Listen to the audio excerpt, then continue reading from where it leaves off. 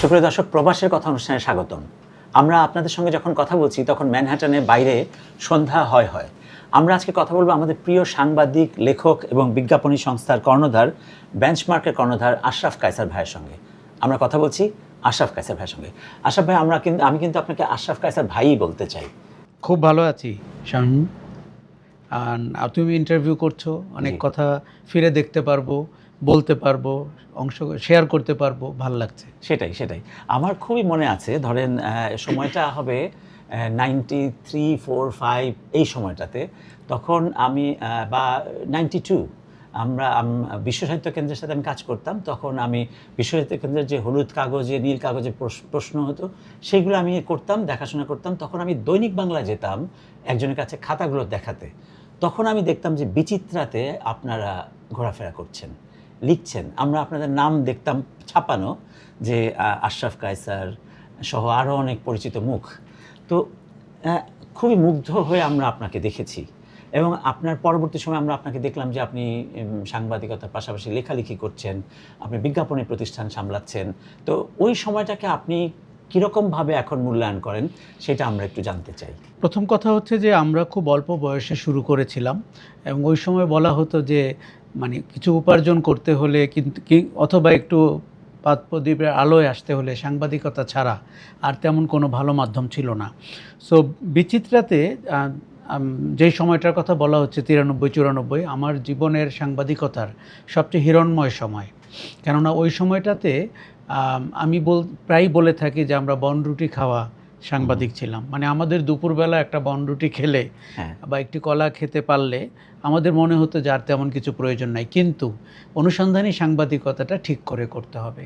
মানে আমাদের গ্ল্যামার দরকার ছিল না, অনেক প্রভাব প্রতিপত্তি দরকার ছিল না, কিন্তু মনে হতো যে আটলান্টিকের নিচ থেকে কিছু তুলে আনার মতো কোনো একটা বিষয়কে সামনে নিয়ে আসা। সো বিচিত্রার ওই সময় পদক ব্যবসা বলি, ট্রেড ইউনিয়নের নামে ব্যবসা বলি, যার জন্য আমি ফিলিপস অ্যাওয়ার্ড পেয়েছিলাম। এবং আমাদের বা আমার নিজেরও তখন বয়স অনেক কম, কিন্তু আমাদের নামটি যেভাবে যেত, আমরা যে মুন্সিয়ানার সাথে রিপোর্ট করতাম বা শাহাদাত চৌধুরী, শাহরিয়ার কবির সেটি সম্পাদনা করতেন, আমাদেরকে অনেকেই ভাবতো যে আমাদের নিশ্চয়ই অনেক বয়স, অনেক অভিজ্ঞতা হয়েছে। সো আমাদেরকে দেখতে এসে বিচিত্র অফিসে তারা খুব আশাহত হতো, কেননা তারা মনে করতো যে একটা বয়স্ক লোক থাকবে, তার সাথে আলাপ আলোচনা করবে, সেটি ঘটতো না। যেই বিল্ডিংটার কথা বলা হচ্ছে, ওই বিল্ডিংটা দৈনিক বাংলা, বাংলাদেশ টাইমস এবং বিচিত্রার বিল্ডিং। বিচিত্রা ছিল ওই বিল্ডিংয়ের দুটি রুম, শাহাদাত ভাইয়ের একটা ছোট্ট রুম মাত্র আর একটা বড় রুম। কিন্তু স্টিমার যখন চলে তখন সামনে যে আলোটা দেখা যায়, বিচিত্রা ছিল সেই বিল্ডিংয়ের অলৌকিক স্টিমার। এবং সাংবাদিকতা বলি, বাংলাদেশের মধ্যবিত্তকে এগিয়ে নেওয়া বলি, এবং আমাদের অনেক কিছু, যেমন আপনি খেয়াল করবেন আদম ব্যবসা, এই যে বিদেশে মানুষ পাঠানো যায়, এটিও বিচিত্রার একটি কভার স্টোরি থেকে সূত্রপাত। কাজেই মধ্যবিত্ত বা বাংলাদেশের গ্রামের অর্থনীতি প্রতি দশক পর পর আনু মোহাম্মদ গিয়ে খুঁজে বেড়ানোর চেষ্টা করেছেন গ্রামে পরিবর্তনটি কেমন।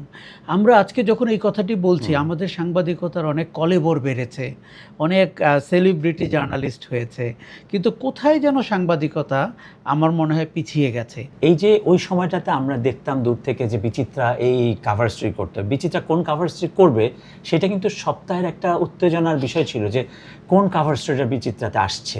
আমরা এই প্রশ্নে যাব, কিন্তু তার আগে আমি জানতে চাই যে আপনি নিউ ইয়র্কে কেন? আমরা তো নিউ ইয়র্কে বসে কথা বলছি, সুপ্রিয় দর্শক, ম্যানহাটনে বসে কথা বলছি চ্যানেল আইয়ের হয়ে, কিন্তু আশরাফ কায়সার ভাই এখন নিউ ইয়র্কে কেন সেটা একটু জানতে চাই। প্রথমত যে বইমেলা হচ্ছে এবং আমাকে আমন্ত্রণ জানানো হয়েছে একজন অতিথি হিসাবে। এই বছর আমার 4টি বই বেরিয়েছে। আমার যে দেশে সবাই বিদেশি বলে আমেরিকা ভ্রমণের একটি স্মৃতি বেরিয়েছে, আধা বলে একটি অত্যন্ত অসম্পূর্ণ কাঁচা আত্মজীবনী বেরিয়েছে, এবং ঢাকার আড্ডা বলে বিচিত্রায় করা আমার একটি কম্পাইলেশনের বইও এবার বেরিয়েছে। আর রাজনৈতিক হত্যাকাণ্ড বলে আমার একটি বই আছে, যেটি প্রায় 30 বছর ধরে চলছে। সো আমি এর মধ্যে 3টা খণ্ড বেরিয়েছিল আগে, 3টা খণ্ড সামনে বেরোবে আমরা চিন্তা করছি। আমি অনেক দিন পরে লেখালেখিতে ফিরলাম, কেননা বিচিত্রা ছাড়ার পরে অ্যাডভার্টাইজিং এজেন্সি করতে গিয়ে কর্পোরেট মানে আইডিয়া করা, ক্রিয়েটিভ আইডিয়া করার সাথে লেখালেখিটা হারিয়ে গেছিল। সেটি ফেরত পেয়ে এবার আমি ঢাকার বইমেলাতে, 21-এর বইমেলাতে প্রতিদিন যেতাম, আমি নিউ ইয়র্কে এলাম সেই কাজের জন্য, ওয়াশিংটন ডিসিতে একটি মেলা হচ্ছে, সেখানেও আমি থাকব। আর আমার মেয়ে টরন্টোতে থাকে, ও নিউ ইয়র্ক দেখতে চেয়েছে। আমি ভাবলাম এটি আমার সুযোগ ওকেও সঙ্গ দেওয়ার। এই জন্য কন্যাকে নিয়ে এসেছেন? আমি কন্যাকে নিয়ে এসেছি, ওর নাম সারিনা। ও নাইস, খুবই ভালো। এবং সুপ্রিয় দর্শক, বাংলাদেশের বাইরে সবচেয়ে বড় বইমেলাটা সম্ভবত নিউ ইয়র্কে হয়, মুক্তধারা এটা করে, আমি যদি ভুল না। সেই মুক্তধারার বইমেলাটিতে আমি প্রায় প্রতিদিন আমন্ত্রিত থাকবো, অতিথি হিসেবে এসেছেন। তাহলে আপনার কাছে আমরা একটু এই প্রসঙ্গটাতে একটু যেতে চাই। ধরেন, যে দেশে সবাই বিদেশি, আপনি আমেরিকাকে অনেক আগে দেখেছেন, তো সাংবাদিকতার চোখে, সাংবাদিকের চোখে আপনি এখন আমেরিকার কীরকম পার্থক্য দেখতে পাচ্ছেন বিশ্বব্যাপী এবং ভেতরে? আমি যখন আমেরিকাতে প্রথম আসি, এটা ছিল 96 সাল, ক্লিনটনের সেকেন্ড টাইম ইলেকশনের সময় আমাদেরকে স্টেট ডিপার্টমেন্ট সাংবাদিক হিসাবে নিয়ে এসেছিল। আচ্ছা। এক মাস আমেরিকা আমরা চষে বেরিয়েছি, নির্বাচনী ব্যবস্থাপনা দেখেছি, প্রার্থীদের সাথে কথা বলেছি, এমনকি মানুষের সাথে বোঝার চেষ্টা করেছি আমেরিকাকে নিয়ে তারা কী ভাবছেন। আজকের মার্কিন যুক্তরাষ্ট্রের সাথে আমার মনে হয় 30 বছর আগে দেখা সেই সময়ের অনেক পার্থক্য তৈরি হয়েছে। আজকে আপনি জানেন, আমার মেয়ে এখানে এসছে $10,000 ডিপোজিট দিয়ে ভিসা নিয়ে, 3 মাসের জন্য 3টি এয়ারপোর্ট দিয়ে ঢুকতে হবে। এই আমেরিকাকে আমরা কিন্তু কম চিনি, অথবা চিনতে চাই না, অথবা মনে করতে চাই হয়তো আমেরিকা আরও মুক্ত হয়ে অভিবাসীদেরকে, কারণ যেই দেশের সবাই অভিবাসী সেই দেশের অভিবাসী নীতি থাকতে হবে। আমার বইটি ওই সময় আমরা যখন সাধারণ আমেরিকানদের সাথে কথা বলেছি, আমাকে ওয়াশিংটন ডিসিতে একজন পুরনো বইয়ের দোকান চিনিয়েছিলেন, অথবা ভালো কফি, ক্রাফটেড কফি কোথায় পাওয়া যায়, ঠিক বাণিজ্যিকটা না, তখন মনে হয়েছিল অনেক মমতা নিয়ে মার্কিন যুক্তরাষ্ট্রকে দেখেছিলাম, তার সাধারণ মানুষকে দেখেছিলাম। আমি এমন একটা বাসায় টেক্সাসে ছিলাম যারা আমাকে একটি বেল্ট উপহার দিয়েছিলেন, এবং সেই বেল্টটি আমার এখনও আছে, আমি এখনও পরি, এত পছন্দ ছিল। হ্যাঁ, ফলে এই যে মানুষের সাথে মানুষের যোগাযোগ, এটি 30 বছর আগে এই দেশের সাথে আমার হয়েছিল। এই বইটি তখন ধারাবাহিকভাবে জনকণ্ঠে ছাপাও হয়েছিল। তো বইটার নামই তাই বলে দেয় যে এটি একটি অভিবাসীদের রাষ্ট্র। আজকের আমেরিকাতে আমার মনে হয় তার পার্থক্যটি আমরা দেখতে পাই, যে অভিবাসীরা এখানে কোণঠাসা হচ্ছেন, তাদেরকে ভয়ভীতির মধ্যে থাকতে হচ্ছে, তাদেরকে শিকল পরিয়ে নিজ দেশে ফেরত পাঠানো হচ্ছে। আমার সেই চেনা আমেরিকা, বা যেই আমেরিকাকে আমরা সম্মান করি, তার সাথে মিলছে কম। তো আমরা একটুখানি আপনার সাথে সাংবাদিকতার বিষয়টা যেহেতু এলো, আমরা একটু শাহাদাত চৌধুরীকে দেখতে চাই। এই মানুষটা সম্পর্কে একটু বলেন, কারণ আমাদের কাছে শাহাদাত চৌধুরী, তার প্ল্যানিং, তার আইডিয়া খুবই মানে রোমাঞ্চকর লাগে। আমার মনে হয় বাংলাদেশের সাংবাদিকতায় সবচেয়ে গুরুত্বপূর্ণ চরিত্রদের একজন শাহাদাত চৌধুরী, এবং সবচেয়ে অনালোচিত চরিত্রদের একজন শাহাদাত চৌধুরী। সবচেয়ে মিসআন্ডারস্টুড মানুষটার নামও শাহাদাত চৌধুরী। আমি আমার জীবনের অত্যন্ত বড় পাওয়া শাহাদাত ভাইয়ের তত্ত্বাবধানে কাজ করা, সেই ব্রেনস্টর্মিংগুলোতে থাকা, তার সম্পাদনা দেখা, এবং আইডিয়া কি করে করা হয়। শামীম, আপনি জানেন যে একটি সাপ্তাহিক পত্রিকার কভার স্টোরি কিন্তু গোপনীয়। কেননা আমরা বলতাম দৈনিককে ফাঁকি দিয়ে এমন কোনো বিষয় আমরা সামনে আনবো, ওই শহর সেদিন কাঁপবে, সেটি নিয়ে কথা বলবে, দৈনিক তার ফলো আপ করবে, এবং প্রতি সপ্তাহে অন্তত মাসে একবার বিচিত্রা এই কাণ্ডটি ঘটাতে পারত। তাহলে শাহাদাত চৌধুরী এবং আপনাদের বিচিত্রা টিম কিভাবে আইডিয়া জেনারেট করতেন? এটি খুবই দারুণ একটা প্রশ্ন, কারণ আমাদের একটা ধারণা হয়েছে যে সাংবাদিকতা মানে আপনাকে কন্টেম্পোরারি টপিক এবং সিচুয়েশনের সাথে ওই প্রবাহে ভাসাতে হবে। এটি কিন্তু সাংবাদিকতা না, এটি ওয়ান কাইন্ড অফ জার্নালিজম, যে আমি কারেন্ট অ্যাফেয়ার্স, আজকে ডোনাল্ড ট্রাম্প কী বললেন, বাংলাদেশে কী ঘটলো, এটি কিন্তু অনুসন্ধানী সাংবাদিকতা।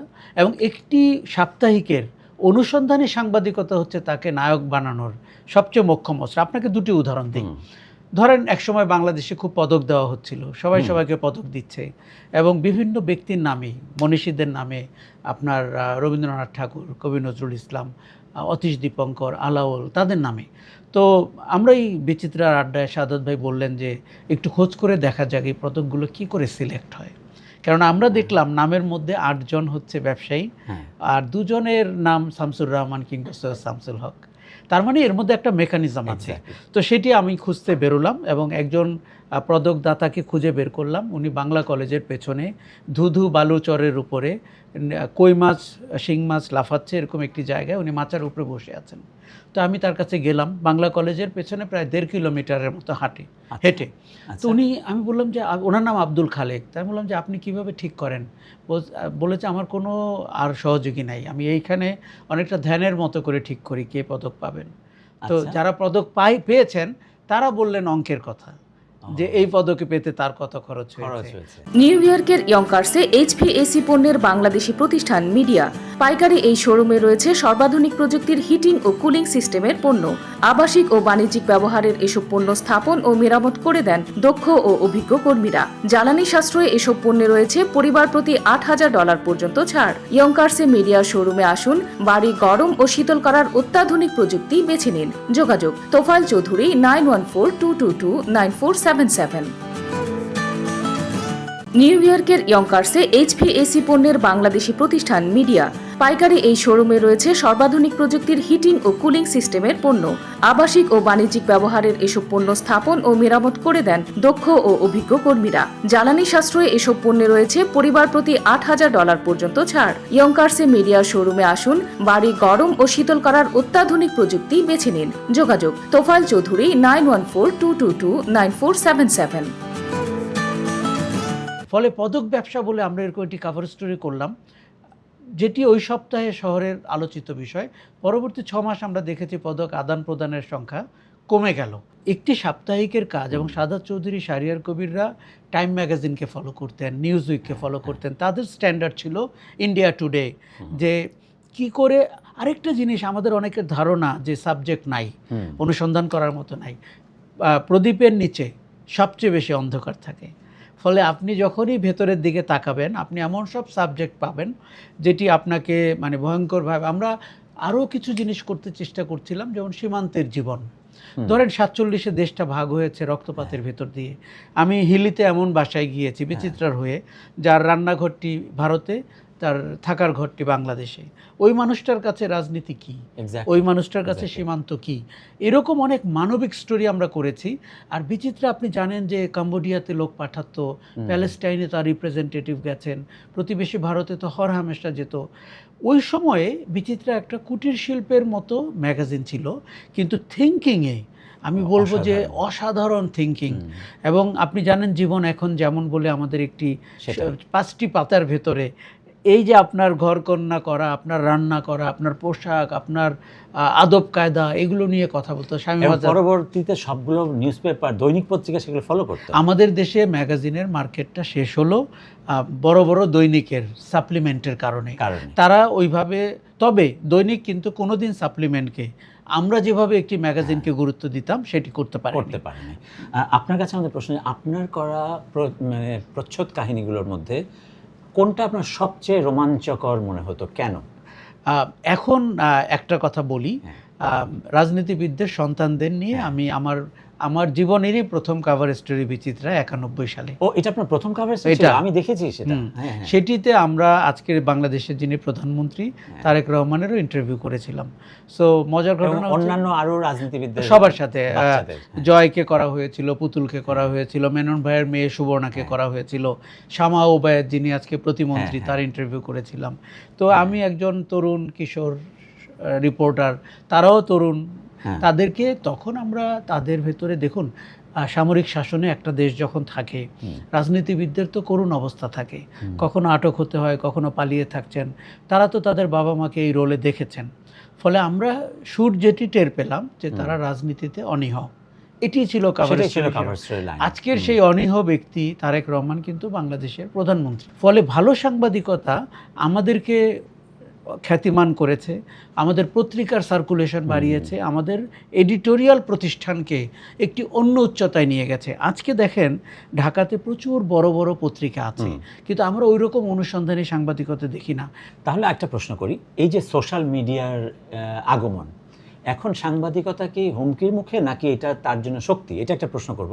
তার আগে আমি একটা সম্পূরক প্রশ্ন করে রাখতে চাই। ধরেন আগে তো আমাদেরকে শেখানো হতো যে একটা টাইটেল মানে হবে কনফিউশনটা দূর করা, কিন্তু এখনকার টাইটেল তো কনফিউশন তৈরি করা, যে কি ঘটলো সেদিন, কি করলেন তিনি, মানে এইটা হচ্ছে এখনকার সোশ্যাল মিডিয়া সহ সাংবাদিকতার টাইটেলের ধরন, যেটা তারা লেখার সময় বা নির্ধারণ করার সময় মনে করে যে এই টাইটেলটা দিলে আমার এটা বেশি লোকে পড়বে। এটি আমার ধারণা তাদের ইনসিকিউরিটি থেকে হয়েছে, এবং তাদের কোনো কোনো বিদেশি বিশেষজ্ঞরা এসে নাকি কোনো কোনো প্রতিষ্ঠান ঢাকায় এগুলো বলেছেন। আমি নিজে খুব বিরক্ত হই, এবং আমার এটিকে সাংবাদিকতা মনে হয় না, এটিকে বিপণন মনে হয়। যে আমি ওই ভিতরে ঢুকবো, আমি ক্লিক করব, তারপর জানতে পারবো প্রধান 5টি সিদ্ধান্ত কি হলো। কিন্তু আমি তো বসেছিলাম নিউজটি জানার জন্য অ্যাট এ গ্ল্যান্স। এখন আমি ঢাকার বড় বড় বেশ কিছু আউটলেটের কথা জানি, তাদের কোনো কোনো কনসালটেন্ট নাকি বলেছেন যে ট্রিটমেন্ট এমন হতে হবে। এটি আমি কিন্তু, এবং বাকিরাও সেটা করছে, আমি একদম একমত না। আপনাকে একটা অন্য উদাহরণ দিই। রুবানা হক বিজিএম এর প্রেসিডেন্ট হয়েছিলেন, এবং এর আগে বিজিএম এর কোনো মহিলা প্রেসিডেন্ট হয়নি, বাংলাদেশের সবচেয়ে বড় অ্যাসোসিয়েশন। দ্য হিন্দু একটা ইন্টারভিউ করেছিল, অথবা এই ব্যাপারে একটা রিপোর্ট করেছিল, ওদের হেডিং ছিল the women boss of a men's club. এবং এইটা পড়ার পর আমার মনে হয়েছে যে পুরো ইন্টারভিউটা আমি পড়বো ওদের পার্সপেক্টিভটা বোঝার জন্য। কাজে আপনি যদি বেখেয়ালি হেডিং করেন, আপনি যদি আমাকে আরও বিভ্রান্ত করেন, আমি আপনার থেকে আরও দূরে সরে যাব। আমার ধারণা আমাদের প্রিন্ট পাবলিকেশনগুলোর বা টেলিভিশন জার্নালিজমেরও মানে অনেকটা কম ব্যুৎপত্তি হচ্ছে এই কারণে, এবং সোশ্যাল মিডিয়া সেখানে একটা অপোজিট রোলে গেছে। সে একটা ডিরেক্ট জায়গা ধরেছে, সে কখনো অত ফ্যাক্ট চেকিংয়ে যায়নি, সে ফার্স্ট রিপোর্ট করার চেষ্টা করছে। আপনার সাথে আমার কথা হচ্ছে, এটি সেই মুহূর্তে প্রচার করে দিল, আর একটি ভালো নিউজ রুম হয়তো 3-4 ঘন্টা পরে করতে গেল। ফলে আমাদের মূলধারার মিডিয়াকে সাংবাদিকতা, কন্টেন্ট, ক্লারিটি এগুলো ঠিক করতে হবে। সোশ্যাল মিডিয়ার মতো ইরেসপন্সিবল ফাস্ট ওই পথে না হাঁটলেও আমি মনে করি না এটা থ্রেট। দেখুন, আপনি যদি আপনার শক্তিমত্তা নিয়ে থাকেন, আজকে পর্যন্ত পৃথিবীতে অনেক কিছু ঘটবে, টেকনোলজিক্যাল ডেভেলপমেন্ট হবে, মানুষের অস্থিরতা বাড়বে, তার ডিফারেন্ট প্ল্যাটফর্ম হবে। আমাদের সেই টেলিভিশনের বক্স থেকে আমাদের এখন হাতে 5টি প্ল্যাটফর্ম, কিন্তু দ্য কোর জায়গাটা যে আপনি সংবাদ তৈরি করছেন, অনুসন্ধান করছেন, কিন্তু আপনি এমন একটি মন্তব্য করছেন যেটি আরেকজনের জন্য জরুরি, তার কোনো প্রতিযোগিতা তৈরি হয়নি। তাহলে আপনি কি মনে করেন যে এখানে কোনো নিয়ন্ত্রণ দরকার আছে, মানে সাংবাদিক সংখ্যার নিয়ন্ত্রণ দরকার আছে? কারণ যে কেউ তো এখন একটা ক্যামেরা সহ, একটা মোবাইল সহ দাঁড়িয়ে যায় যে আমি সোশ্যাল মিডিয়া সাংবাদিক। আবার আমি তার এটা নেগেটিভলি বলছি না, আমি পজিটিভলি বলছি যে হয়তো তার কাছ থেকে আমরা একটা ডিফারেন্ট কাইন্ড অফ কাজ আমরা দেখতে পাই, কিন্তু সেইটা কি আসলে কোনো প্রতিষ্ঠানের থ্রুতে নিয়ন্ত্রণ করা দরকার আছে? আমি নিয়ন্ত্রণের বিরুদ্ধে। কারণ আমরা নিয়ন্ত্রণ বলতে যেই কাণ্ডটা করি, তাতে করে ওই গাছটি অঙ্কুরেই মারা যায়, গাছটি আর বড় হতে পারে না। দেখুন, mobile journalism, citizen journalism, this are all good. আমরা এমন সব জায়গায় খবর পেতে পারি যেটি হয়তো ওই প্রতিষ্ঠান বলতো না, অথবা কোনো ফর্মাল জার্নালিস্টের রিকোয়েস্টে সেটি ঘটতো না। কিন্তু ট্র্যাডিশনাল মিডিয়াকে, মূলধারার গণমাধ্যমকে গণমাধ্যম হতে হবে। দেখুন, সে যদি মালিকের মাধ্যম হয়, সে যদি সম্পাদকের মাধ্যম হয়, সে যদি তার প্রিয় রাজনৈতিক দলের মাধ্যম হয়, সে যদি সরকারের মাধ্যম হয়, তাহলে সেটি গণমাধ্যম না। কাজেই গণমাধ্যম যখন, দেখুন, আমি প্রায় সমালোচনা করি যে আমাদের সম্পাদকরা বা মালিকরা সরকার প্রধানের সাথে দেখা করতে চান। আমি মনে করি এটি জরুরি না। আমার তো সবচেয়ে বড় সাবজেক্টের নাম সরকার প্রধান। এক্স্যাক্টলি। আপনার সাথে আমি যত মিশবো, আমার গুণগত মান তত খারাপ হবে, আমি তত সম্পর্কে জড়িয়ে যাব। আপনাকে প্রশ্ন করতে গেলে আমার অঙ্গভঙ্গি থেকে আপনি টের পাবেন আমি সাংবাদিকতার চেয়ে অন্য কিছুকে গুরুত্ব দিচ্ছি। কাজেই ইন্ডিপেন্ডেন্ট জার্নালিজম, স্বাধীন সাংবাদিকতা, সেটি ভিন্ন জিনিস, এবং তার জন্য কারো গায়ে হেলান দিয়ে করলে আপনাকে হবে না। বরং তো দিনের আলোতে, প্রখর রোদে, এবং কোনো রকমের একটি পিপাসার্ত শরীর থেকে ভালো সাংবাদিকতা বেরোতে পারে। আমরা শেষ পর্যায়ে আপনাকে কয়েকটা ছোট প্রশ্ন করতে চাই যে আপনি কি লিখছেন? মজার ঘটনা হচ্ছে যে আমি আধা আরও একটু লিখবো, আমার বন্ধুরা বলেছে এটি শিখি হয়েছে, আধাও হয়নি। ফলে আমার জীবনের গল্প লিখছি, আমার প্রেমের গল্প লিখছি, আমার ক্যারিয়ারের গল্প, আমার রায়ের বাজারে বড় হওয়ার গল্প। সবকিছু সেখানে থাকবে সাহসের সঙ্গে? সবকিছু তো থাকা একেবারেই অসম্ভব, এই জন্যই নামটি আধা, কলেবর পূর্ণাঙ্গ হলেও। আমার কোনো বন্ধু যারা পৃথিবীতে নাই তাদের সাথে আমার রাজনৈতিক জীবন সাংবাদিকতার সূত্রে রাজনীতিবিদদের সাথে যে কথাবার্তা হয়েছে, আমি বড় কয়েকটি আন্দোলনের সাথে ছিলাম। ৭১-এর ঘাতক দালাল নির্মূল কমিটি, জাহানার ইমামের সাথে কাজ করার সুযোগ হয়েছিল। সেই কাজগুলো আমি আবার লিখতে চাই, কারণ আমার মনে হয় যে ইতিহাসের মতো থাকুক, আমাদের বর্তমান বা অতীত বা আগামী নিকট আগামী নিয়ে অনেক বিভ্রান্তি। আমি কোনো রাজনীতি বিষয়ক প্রশ্ন করতেই পারলাম না, আমার মনের ভেতর অসংখ্য প্রশ্ন, আমরা পরে একটাতে জানবো। আপনার প্রিয় লেখক, মানে এখন আপনি কার বই পড়ছেন? আমি মানে আজকে এখান থেকে কিনলাম হচ্ছে যে আপনার গডফাদারের যে ক্যারেক্টার তার একটা অটোবায়োগ্রাফি, হ্যাঁ, ওইটা আমি পড়ছি এখন। আর আমি ঢাকাতে আমি আসলে অনেক সময় কন্টেম্পোরারি লেখালেখি বেশি পড়ি, অটোবায়োগ্রাফি খুব আমাকে টানে, কেননা তাতে করে একটা জীবনের প্রতিফলন দেখা যায়। সো আমি যেটা এখন পড়ছি সেটা আল পাচিনোর অটোবায়োগ্রাফি। এখন কার সাংবাদিকতা আপনাকে মুগ্ধ করে? কোনো জার্নালিস্ট, কথার কথা ডেইলি স্টারে জায়মা ইসলাম আছেন, উনি ইনভেস্টিগেটিভ রিপোর্ট করেন, তার সাংবাদিকতা। শওকত হোসেন মাসুম প্রথম আলোতে, তিনি অর্থনীতি নিয়ে যেভাবে লেখেন, এরকম বেশ কয়েকজন আমার দৃষ্টি আকর্ষণ করে। আমি নেত্রা নিউজের পাবলিক ট্রাস্ট জার্নালিজমের ভক্ত, কারণ সেখানে আমার মনে হয় তাদের অ্যাকাউন্টেবিলিটি, তাদের অর্থের উৎসটা একটি চ্যারিটেবল প্রতিষ্ঠান থেকে আসে বলে তারা ঠিক কারো মুখাপেক্ষী হয়ে থাকে না সেটি এবং বাংলাদেশের গত 15 বছরের যে অবস্থা ছিল তাতে ডিজিএফআই সম্পর্কে তথ্য বের করা অথবা অপশাসন নিয়ে নিউজ করার সাহস আমার মনে হয় যে জুলকারনাইন শাহের দেখিয়েছেন, নেত্রা নিউজ দেখিয়েছেন। আমাদের সমসাময়িক সাংবাদিকতার ইতিহাসে এটি একটি বড় ঘটনা। আপনার কাছে আমার আরও অনেক কিছু জানার আছে, তার মধ্যে অনেক কিছু জানার ছিল যে আপনি বলেছেন একজন মিসআন্ডারস্টুড সম্পাদক শাহাদাত চৌধুরী, সেটা আমার জানার ইচ্ছা ছিল। তারপর আপনার অন্যান্য রোমাঞ্চকর প্রতিবেদনগুলো সম্পর্কে জানার ইচ্ছা ছিল, কিন্তু আমাদের সময় খুবই সংকীর্ণ। তো আজকের মতো আপনাকে বিদায় জানাতে হচ্ছে। আপনি আমাদের দর্শকদের উদ্দেশ্যে কিছু বলতে চান কিনা? দর্শকদেরকে একটা কথা বলতে চাই, ভালো সাংবাদিকতার পক্ষে থাকবেন। দলীয় সাংবাদিকতা কিংবা সরকার সমর্থক সাংবাদিকতা কিংবা যে সমস্ত সাংবাদিক অর্থবিত্তের জন্য সাংবাদিকতা করে তাদের থেকে দূরে থাকা ভালো। কেননা আমি বলে থাকি আমার মানে দুটি পরিচয়, একটি হচ্ছে যে দিনের বেলা আমি একজন কর্পোরেট আর রাতের বেলা আমি একজন বিপ্লবী, এটি আমার বইয়ের ভূমিকায় লিখেছি। আর সকালবেলা আমি একজন কবি, কারণ দিনটি ওইভাবে শুরু করি। আমার মনে হয় বাংলাদেশ একটা মানে অভূতপূর্ব সম্ভাবনার দেশ এবং আমি সেই দেশে থাকা পছন্দ করি। ওই নাগরিকত্ব আমার সবচেয়ে বড় পরিচয়। এই দেশ আমরা অনেক দূর এগিয়ে নিতে চাই। আমি ভীষণভাবে বাংলাদেশ পক্ষের একজন মানুষ। ধন্যবাদ আপনাকে। সুপ্রিয় দর্শক, আমাদের প্রিয় শিক্ষক আব্দুল্লাহ আবু সাঈদ স্যার বলেছিলেন যে একজন মানুষই পারে সব কিছু পাল্টে দিতে, একজন মানুষই জিনিসটা ধ্বংস করে দিতে পারে, একজন মানুষই তাকে চমৎকার সুন্দর রূপে দাঁড় করিয়ে দিতে পারে একটা সোসাইটিকে, একটা দেশকে, একটা প্রতিষ্ঠানকে। আমাদের আরও অনেক প্রশ্ন ছিল আমাদের আশরাফ কায়সার ভাইয়ের সাথে।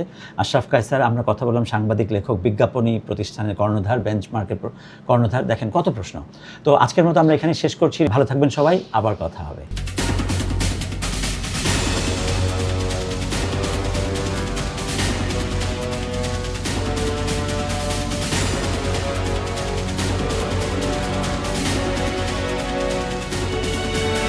নিউ ইয়র্কের ইয়ঙ্কার্সে এইচভিএসি পণ্যের বাংলাদেশি প্রতিষ্ঠান মিডিয়া পাইকারি এই শোরুমে রয়েছে সর্বাধুনিক প্রযুক্তির হিটিং ও কুলিং সিস্টেমের পণ্য।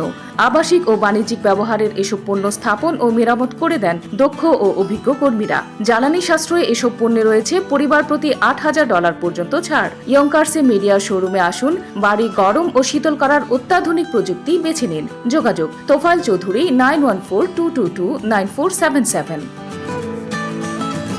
নিউ ইয়র্কের ইয়ঙ্কার্সে এইচভিএসি পণ্যের বাংলাদেশি প্রতিষ্ঠান মিডিয়া পাইকারি এই শোরুমে রয়েছে সর্বাধুনিক প্রযুক্তির হিটিং ও কুলিং সিস্টেমের পণ্য। আবাসিক ও বাণিজ্যিক ব্যবহারের এসব পণ্য স্থাপন ও মেরামত করে দেন দক্ষ ও অভিজ্ঞ কর্মীরা। জ্বালানি সাশ্রয়ে এসব পণ্যে রয়েছে পরিবার প্রতি $8,000 পর্যন্ত ছাড়। ইয়ঙ্কার্সে মিডিয়া শোরুমে আসুন, বাড়ি গরম ও শীতল করার অত্যাধুনিক প্রযুক্তি বেছে নিন। যোগাযোগ তোফায়েল চৌধুরী 9142229477।